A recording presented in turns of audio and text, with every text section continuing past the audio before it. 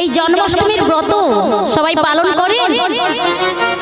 তবে মা একটা কথা আমাদের জানতে হবে, ভগবান কৃষ্ণ কি জন্ম নিয়েছে? কি মায়েরা, আগে আপনাদের বদন থেকে জানতে চাই, ভগবান কৃষ্ণ কি জন্ম নিয়েছে? বলে জন্ম নিয়েছে মানে জন্ম অষ্টমী সবাই বলে, আবার জন্ম নিয়েছে বলেই তো বলে, তাই না? সবাই আমরা জানি ভাদ্র মাসে শুক্ল পক্ষে অষ্টমী তিথিতে রোহিণী নক্ষত্রে ভগবান কৃষ্ণ জন্ম নিয়েছে, আমরা সবাই জানি। কিন্তু মা একটা কথা আমাদের জানতে হবে,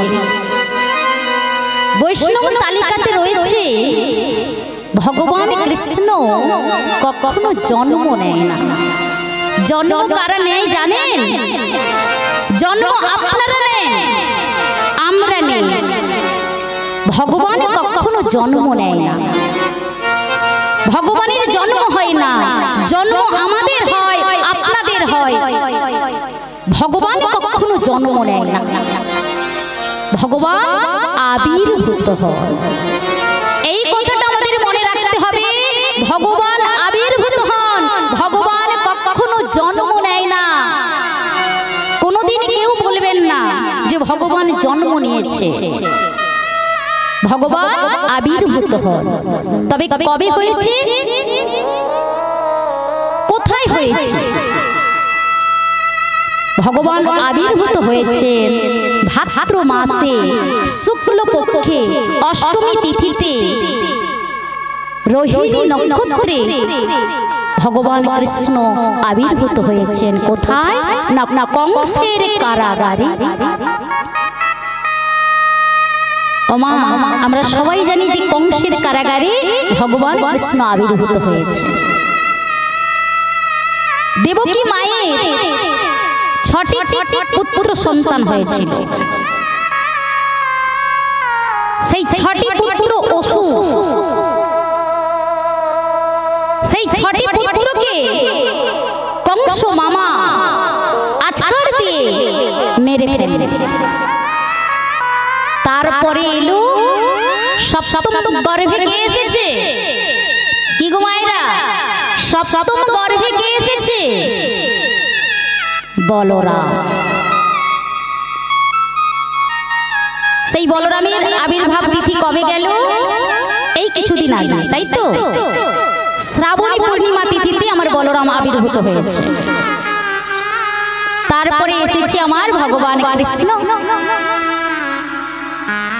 তাহলে সেই বলরাম কি দেবকী মায়ের গর্ভে আবির্ভূত হয়েছিলেন? কি মায়েরা বলুন, সেই বলরাম কি দেবকী মায়ের গর্ভে আবির্ভূত হয়েছিলেন? হয় না। 7 মাস ছিল দেবকীর গর্ভে। বলরাম 7 মাস দেবকী মায়ের গর্ভে ছিল। তাহলে রোহিণী মায়ের গর্ভে কবে গেল? না ভগবান কৃষ্ণ যোগমায়াকে বললেন, যোগমায়া তুমি তোমার আকর্ষণের দ্বারায় দাদা বলরামকে তুমি রোহিণী মায়ের গর্ভে চালনা করো। তাই মা, তাই কৃষ্ণের কথা মতো যোগমায়া তার আকর্ষণের দ্বারায় বসুদেবের স্ত্রী রোহিণী, ওমা বসুদেবের প্রথম স্ত্রীর নাম হচ্ছে রোহিণী, আর সেই রোহিণীর গর্ভে যোগমায়া আমার আকর্ষণের দ্বারায় চালনা করলেন। ওই রোহিণী মায়ের গর্ভে কতদিন ছিল? না ওই রোহিণী মায়ের গর্ভে ছিল 7 মাস।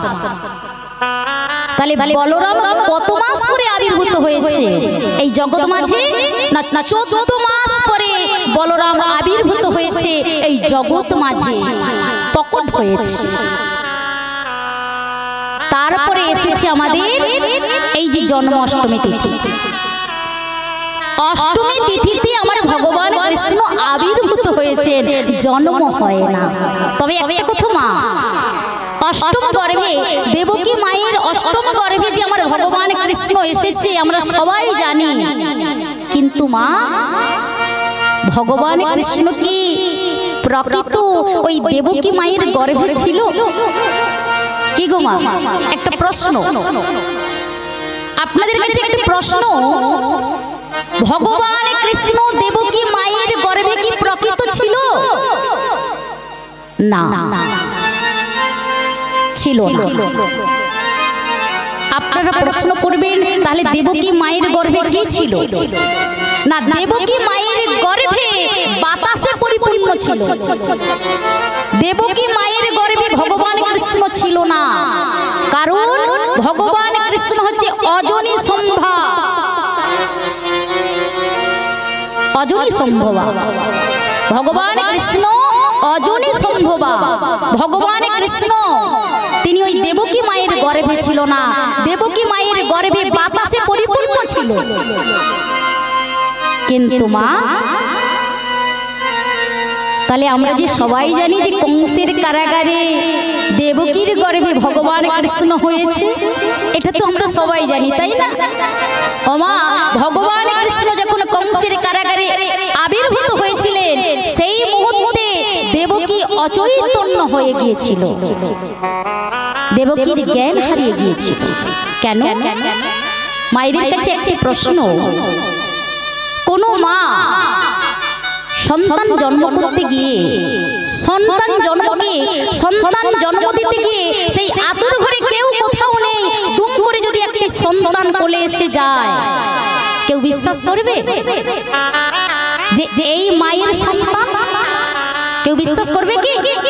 করবে না। তদ্রূপ ভগবান চিন্তা করছে দেবকীকে অচৈতন্য করে দিতে হবে। আর এই দেবকী মাকে যদি অচৈতন্য না করে দেয়, আমি যদি দুম করে উপর থেকে মায়ের কোলে বসে যাই, মা কি আমাকে মেনে নিতে পারবে যে আমি নিজের সন্তান? মৃত্যুর আগের দিন পর্যন্ত মা নিজেকে নিজে মেনে নিতে পারবে না যে ও আমার সন্তান, মেনে নিতে পারবে না। তাই ভগবান আবির্ভূত হওয়ার আগে দেবকী মা আমার অচৈতন্য হয়ে গিয়েছিল। আর এই কলিযুগেও ঠিক তেমনি নিমাই যখন নিম বৃক্ষের তলায় আবির্ভূত হয়েছিলেন, সচী মায়ের কি জ্ঞান ছিল? সচী মাও ঠিক জ্ঞান হারিয়ে ফেলেছিল, অচৈতন্য ছিল। নিমাই যখন নিম বৃক্ষের তলায় আবির্ভূত হয়েছিলেন, তখন সচী মাও অচৈতন্য ছিল, জ্ঞান হারিয়ে ফেলেছিল। নিমাই কোলে আসার পরে সচী মায়ের জ্ঞান এলো, সচী মা জ্ঞান ফিরে পেল।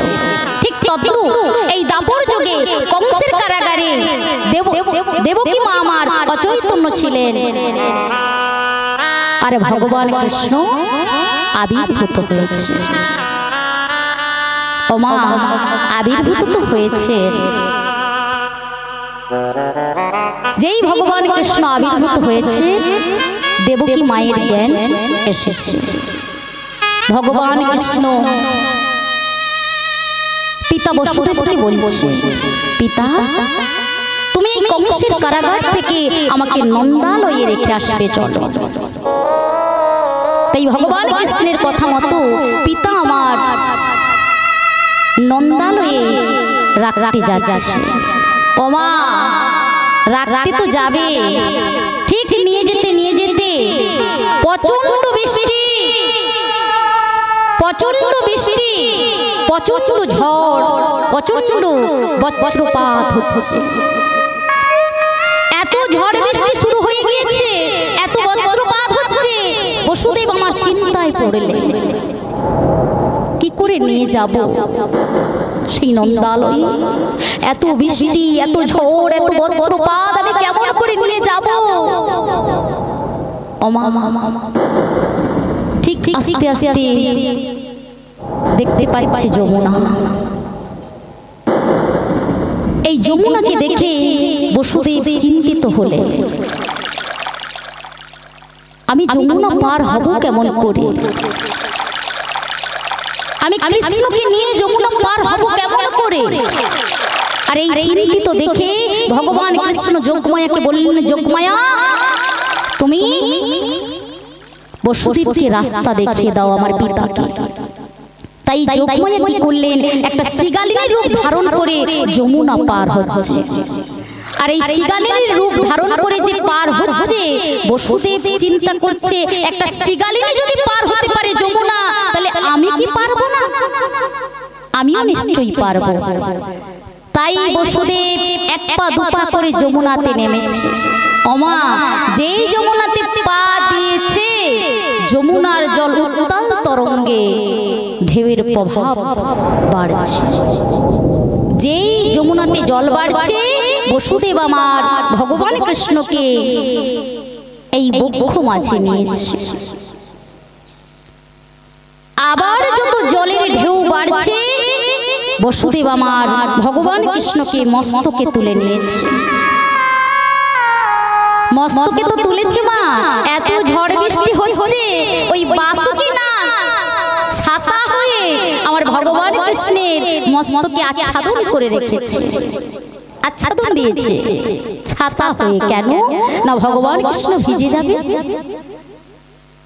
কিন্তু মা, যমুনা এত তার ঢেউয়ের প্রভাব বাড়িয়ে দিয়েছে, উত্তাল তরঙ্গে ঢেউ বাড়ছে, আর এত ঢেউ, সেই ঢেউয়ে ভগবান কৃষ্ণকে তলিয়ে নিয়ে চলে গেল যমুনা তার কাছে। বসুদেবের মস্তক থেকে ভগবান কৃষ্ণ ওই যমুনাতে পড়ে গেল, আর যেই যমুনাতে পড়ে গিয়েছে, সঙ্গে সঙ্গে যমুনা তার বক্ষ মাঝে জড়িয়ে ধরেছে। প্রভু, আজ তোমায় ছেড়ে দেব না, আজকে তোমাকে কাছে পেয়েছি, আজ তোমাকে ছেড়ে দেব না প্রভু। ভগবান কৃষ্ণ বলছে, যমুনা, আজ তোমাকে ছেড়ে দিতেই হবে। আমি কথা দিলাম, আমি কথা দিলাম, তোমার এই বক্ষে শ্রীমতী রাধারানীকে নয়ে আমি আসবো যমুনায় মিলন করিবার জন্য, কিন্তু আজ তোমাকে ছেড়ে দিতে হবে। ওমা, ভগবান কৃষ্ণ যখন ওই কংসের কারাগারে আবির্ভূত হয়েছিলেন, কৃষ্ণ রূপে কি কৃষ্ণ রূপে নয়, চতুর্ভুজ নারায়ণ রূপে আবির্ভূত হয়েছিলেন। চারটি হস্ত ছিল। ভগবান কংসের কারাগারে যখন আবির্ভূত হয়েছিলেন, চারটি হস্ত ছিল, চতুর্ভুজ রূপে আবির্ভূত হয়েছিলেন। তাহলে দুটো হস্ত কোথায় গেল? এটা মনে প্রশ্ন জাগবে তো। এই দুটো হস্ত যমুনাকে বন্ধক দিয়ে গেল।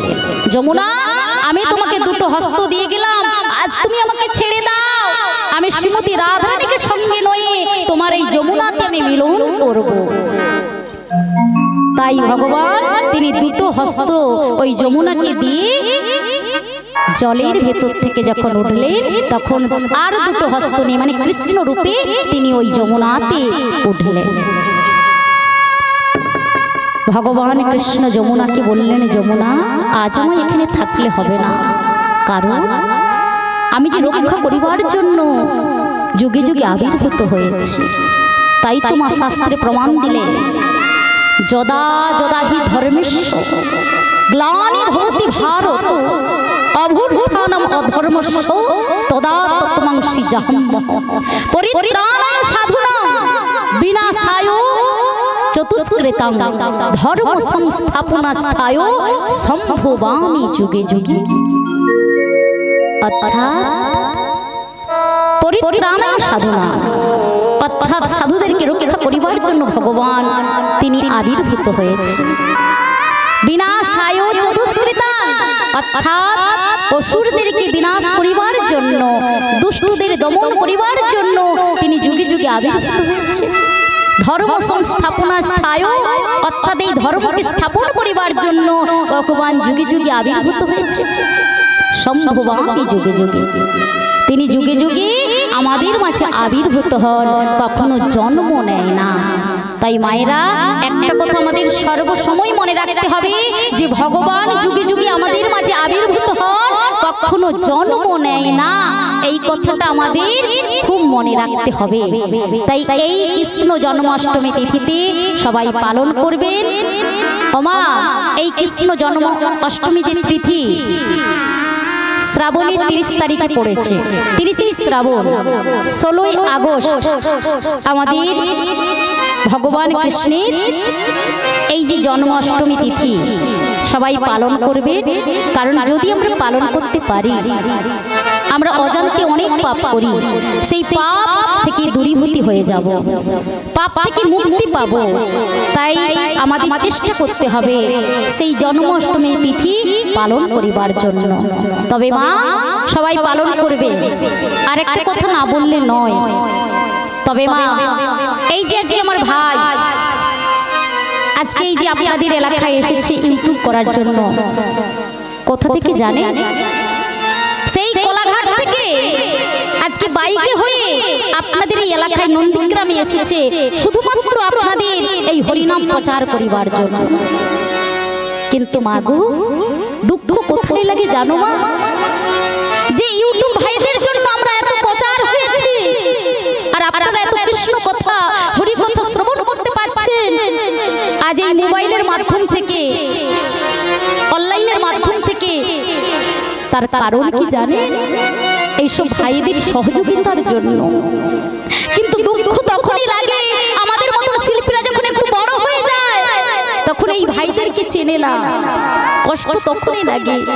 আরো একটা কষ্ট লাগে এই যেসব কমিটির দাদা ভাইরা যে ইউটিউব থেকে শিল্পীকে বুক করে, আবার সেই সব দাদা ভাইরা ইউটিউব ভাইদের সামনে অপমান করে, তাদেরকে ঠিক সম্মান দেয় না, একটা চেয়ার দেয় না। আবার বলে আমাদের ক্লাবে ভিডিও করতে হলে 500 টাকা চাঁদা দিতে হবে।